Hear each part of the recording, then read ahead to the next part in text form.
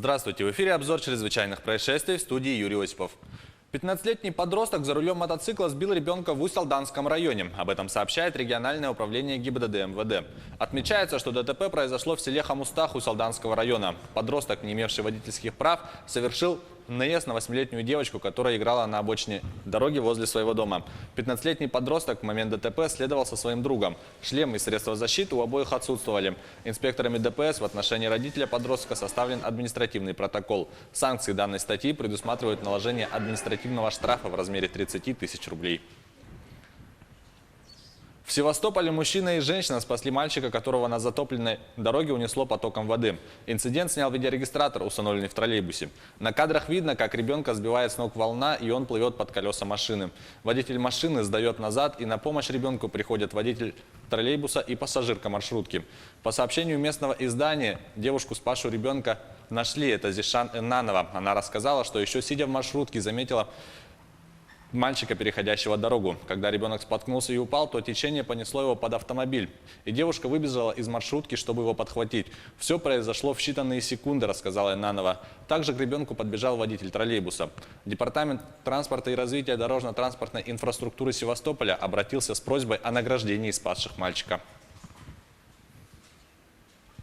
Полиция жестко разогнала мирную акцию в Москве в поддержку журналиста Ивана Голунова и против фальсификации уголовных дел. По данным сайта ОВД-Инфо, задержаны больше 400 человек, в том числе журналисты и подростки. Акция не была согласована с московскими властями, рассказывает Артем Сторонов. Более 400 человек задержала московская полиция в среду на мирной акции в поддержку журналиста Ивана Голунова и против фальсификации уголовных дел. Такие данные приводит сайт ОВД-Инфо.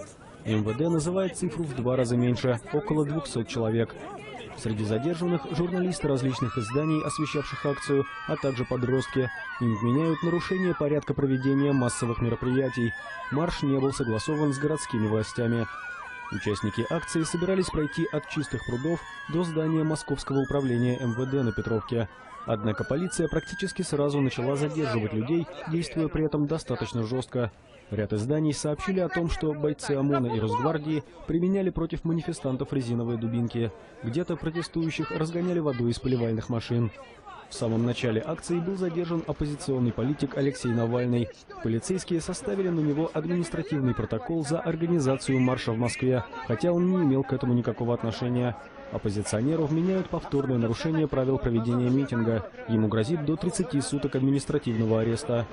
Акция была анонсирована несколько дней назад как марш в поддержку журналиста «Медузы» Ивана Голунова, которого обвиняли в попытке сбыта наркотиков. 11 июня уголовное дело против него было прекращено. Отказываться от акции не стали, однако ее инициаторы заявили, что считают невозможным призывать выходить на марш. Операция по подъему катера «Русалка» со дна Дуная в Будапеште завершена. Баржа доставила судно в порт, где им займутся эксперты, а также следователи из полиции и прокуратуры Венгрии. На борту обнаружены тела 4 погибших, рассказывает Сергей Берец.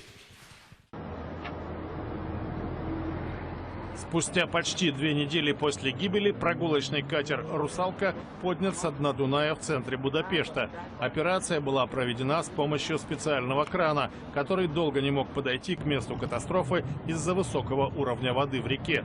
Судно затонуло за считанные секунды 29 мая. Его протаранил круизный теплоход «Викинг Сигюн».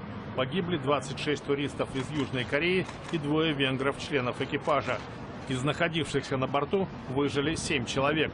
Во вторник спасатели обнаружили на «Русалке» 4 тела. Как рассказал представитель национальной полиции Венгрии Кристоф Галь, баржа доставит катер в порт Чепель, южнее Будапешта. Там приступят к работе эксперты.